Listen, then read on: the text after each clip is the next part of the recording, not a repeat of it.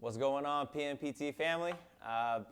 What I wanted to show you guys today was a little bit of a hip flexor quad flow to kind of help mitigate all those hours you guys are actually spending extra watching Netflix or maybe spending at the computer sitting down. Times are a little bit different for a lot of us, but I still wanted to be able to kind of help you guys with mitigating some of these issues in your hip flexor and quads and possibly even your lower back. So what you're gonna need is a foam roll, or if you're feeling brave, go ahead and use a lacrosse ball. But what we're gonna do is not just massage the muscles, but we're also gonna kind of integrate using our breath along with this in order to help kind of train the autonomic nervous system. And what the autonomic nervous system is, and what I'm specifically referring to, is your fight or flight. A lot of the muscles that are chronically tight on many of us is heavily driven by the fact that we're just always driven and high stress. We're always in that fight or flight mode. So what we want to do with using the inhalation and the exhalation in a proper manner, it's going to help let those muscles go while using the aid of a soft tissue device such as a basic foam roll. All right, so you're going to go ahead and get into a position that you can tolerate. For some of you, it might be helpful to have like pillows stacked here so you're not all the way leaning into the ground. But what you're gonna do is you're just essentially gonna scan your quad and just kind of find an area that feels fairly tender. A lot of us are gonna find that tender spot and then all of a sudden we're gonna hold our breath. But what I want you to train is actually to be able to take in that discomfort, take in a little bit of that pain. And what I like about this is it's kind of metaphorically speaking to a lot of the crap that we deal with on a daily basis, right? So the pain, the stresses, whatever that might be, it's learning how to change the perspective on it. So this is no different. Your nervous system still has to get trained to actually take in some of the discomfort from a foam roll. And I'm not talking about sharp pains, but just kind of like the heavy pressure of a tender spot. So once you're there, I want you to kind of just hang out, find your breath, and we're gonna put that breath right into our diaphragm, okay? So once you're there, what I want you to do is you're slowly gonna start to ramp up tension. And what I mean by that is wherever the foam roll is, we're gonna start to build up a little bit of a quad contraction into that space. And you're gonna ramp it up until 100% of your effort, and you're gonna hold that for a good 10 seconds. Hold that for 10, and 3, 2, 1. You're gonna take a breath into your belly, and as you breathe out, you're gonna let that foam roll melt right into your muscle a little bit deeper. And what you'll notice is that it's gonna get pretty tender. But again, try to mitigate that stress response of tightening up and holding your breath, but rather just let it in. All right?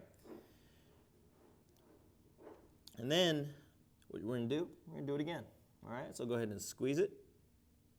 Ramp it up to 100%. Hold it there. Let's go 10 seconds. Squeeze, squeeze, squeeze. 3, 2, 1. Breath in. And breathe out and let it melt.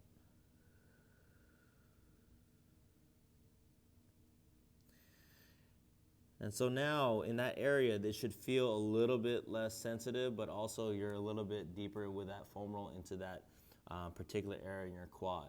If you feel like you need to do more, 2 to 3 more rounds, by all means, go ahead and do it. You're gonna benefit a lot from doing a lot of that breath work with the quad release, okay? So now we're gonna essentially take this into the active component of the stretch, okay? And now just for the demonstration purposes, I obviously did the foam roll with my right leg. You guys are gonna do this stretch with whatever leg that you started off with. So I want to make sure that's out of the air in regards to confusing you guys with what leg to work on. But so for here, the leg of interest is going to be the left side. Okay. Now, this is the half kneeling position where the leg that's in stance, you can go ahead and widen it in order to maintain better balance. And then it's helpful to be on a wall just so you can have some stability. And then you're going to grab the back leg.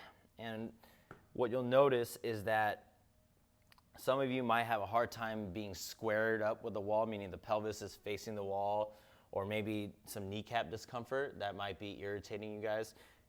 If that's the case, you can go ahead and put some pillows underneath. If that still doesn't really help you, go ahead and message us and we can give you kind of an alternative stretch, okay?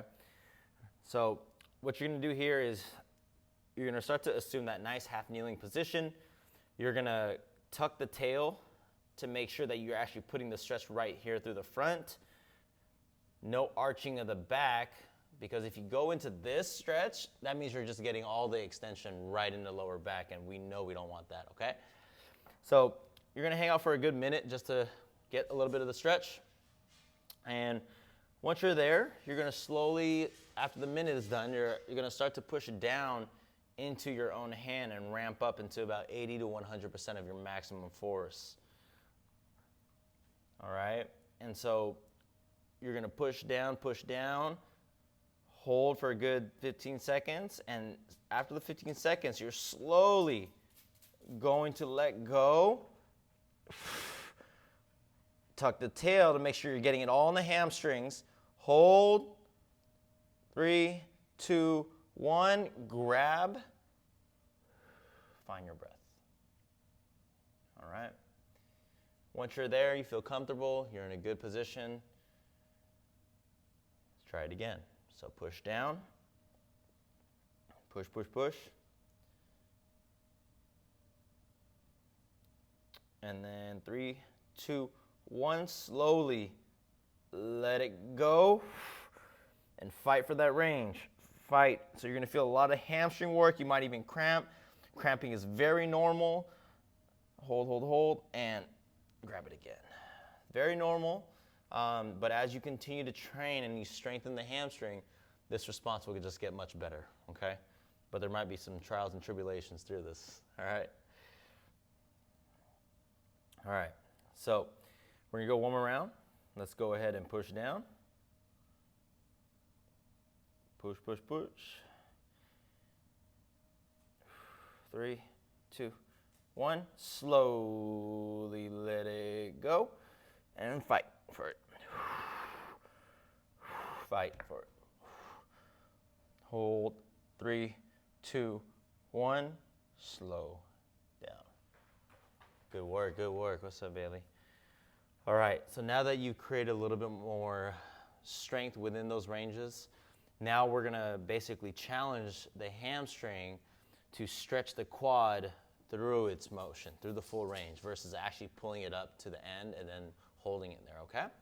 So just for the purpose of this demonstration, we're gonna go 5 reps, all right?